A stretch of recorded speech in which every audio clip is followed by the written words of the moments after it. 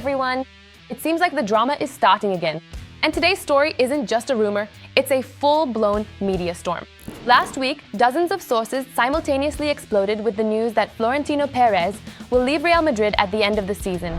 But a little later, those same media outlets reported the opposite. Perez is not leaving and wants to stay until the end of his term, until 2028. And in both cases, the sources were popular insiders. Seriously? So who should we believe? Let's figure this out the Madrid way, with a cool head, a passionate heart, and with the facts. Where did this madness come from? At first, it all started with a few sources. They referred to journalist Pepe Alvarez and wrote directly, Florentino Pérez has decided to step down next year. And TikTok, Twitter, Telegram exploded. Fan pages, YouTube channels, everything. It all looked like the end of an era in animation, end of an era. Tearful videos and already farewell videos. But literally within a few hours, the Madrid media corps started to refute everything at once. Madrid Universal. Perez has no intention of leaving until 2028. On the Ferroco. The rumors are fake. You're burying him too soon. One Football Yahoo Tribuna. Perez is not planning to leave. He will comment on everything at the assembly. El Chiquito simply called it fake. And honestly, when the Madrid media write calmly, I trust them more than 20 TikTok channels combined. Here's the main turning point. On November 23rd, the General Assembly of Real Madrid will convene, and Florentino will present a corporate reform plan that could completely change the club's structure. What are they planning? To turn Real Madrid into a joint stock company, bring in a minority investor, and sell 5 to 10% of the club to an external party. The club is valued at over 10 billion euros. Yes, it sounds crazy. This is the biggest financial reform in Real Madrid's history. El País has learned the details. The remaining 90 to 95% of the shares will be divided among 92,000 socios. Each socio will receive one share, which cannot be sold to an outsider. It can only be transferred to another socio. In other words, the fan club model is preserved. And it is precisely this reform that led people to think Perez wants to prepare everything and leave on a high note. And you know, that sounds logical, but it gets even more interesting. Why did people even start talking about Don Florentino leaving? 78 years old, a massive transformation of the Bernabeu, and debts after the reconstruction. 1,347 million euros as of 2025. This is a burden for decades to come. And many people said, maybe Don Florentino is already too old for all of this. Here is another significant point that speaks to the scale of changes in our club. And another reason why people started talking about the possible departure of Don Flo, the stadium we know as Santiago Bernabeu will now unofficially be called simply Bernabeu. The club has officially confirmed this decision. From now on, instead of Estadio de Santiago Bernabeu, the facade will simply say Bernabeu. Why is this important? This is the first time in 70 years that the basic name of the arena has changed in this way. This is not just a rebranding, it's a signal. The club is looking at the global market, aiming to be a platform not only for football, but also for shows, business, and investment.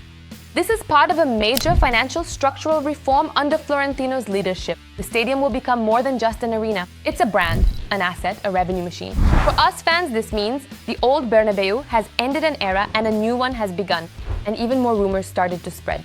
If Perez is changing the stadium's name, does that mean his era is coming to an end? Is this not preparation for him to hand over power? And it's from here that new questions arise. Is he leaving or staying?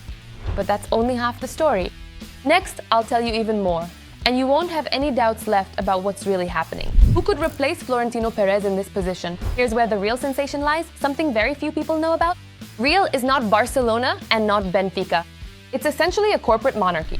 The last real elections were in 2009. After that, Perez pushed through changes to the Electoral code via his loyal group, the Socios Compromisarios. 2% of people who had the right to vote, according to the rule. And now to become the president of Real, you have to be a Real socio for 20 years and have at least 15% of the club's annual budget, meaning 150 million euros on your personal account in Spain. Tell me, please, how many such people are there on planet Earth? In 2013, there was one candidate, in 2017 one, and both times it was Florentino. There is no alternative, it simply doesn't exist. So if Perez leaves right now, Real could be left without a president for years. And before he leaves, he has to change the rules, otherwise no one will even be able to submit their candidacy. In 2025, an important moment took place. Real announced the start of the electoral process. And what happened?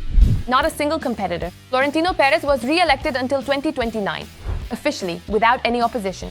7th term. So all these rumors that he's leaving in 2026 just don't match reality. At least for now, at this moment. Friends, listen up. Yes, there were rumors. Yes, there were insiders shouting about his resignation. And yes, Florentino isn't getting any younger.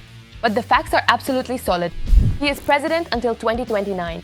The club's reform is huge, and he wants to do it himself. There are no candidates to replace him. It is precisely Perez who maintains financial stability and has found a sufficiently creative solution by selling 5 to 10%, which, according to preliminary estimates, could cover 1 billion euros of debt. An investor who comes in with a package of up to 10% will not have the right to manage the club, meaning they will not receive the right to a decisive vote or control. And Florentino also wants to successfully complete the Super League project. So no, Florentino Pérez is not leaving now, not tomorrow, and certainly not because of something some journalist wrote. And now a bit of historical background. Florentino Pérez became president of Real Madrid in the year 2000, defeating Lorenzo Sanz in a tense election. In 2004, he was re-elected, defeating Lorenzo Sanz and Arturo Balsano. Although in March 2006, he resigned and left his position. He returned in 2009 as the sole candidate and repeated this in the elections of 2013, 2017, 2021, and 2025, in all of which he was the only contender for the presidency. His mandate is guaranteed until 2029, and he intends to remain in power at least until then. So friends, November 23rd is a key date. The General Assembly, where Perez will present the club's biggest reform in a decade. A minority investor, a new corporate model, the club's valuation at over 10 billion, the distribution of shares among 92,000 socios. All of this will determine Real Madrid's future. And that's why it's so important to understand what's really happening, rather than falling for fakes on TikTok. Do you want to know the truth before anyone else? News about Florentino, about the Assembly, about the Bernabeu, about the reforms will come out unevenly. Somewhere it will be twisted, somewhere delayed, somewhere someone will say nonsense. So if you need the most accurate and fastest information that a true real fan lives by, there's only one place. Download Real Life. There, the news appears first, without distortion, with push notifications, analytics, and everything related to Real, especially in stories like today's. We are living in a time of great change.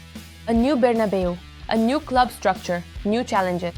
But there is a stability that keeps Real at the top, and that is Florentino Pérez. Thank you for watching.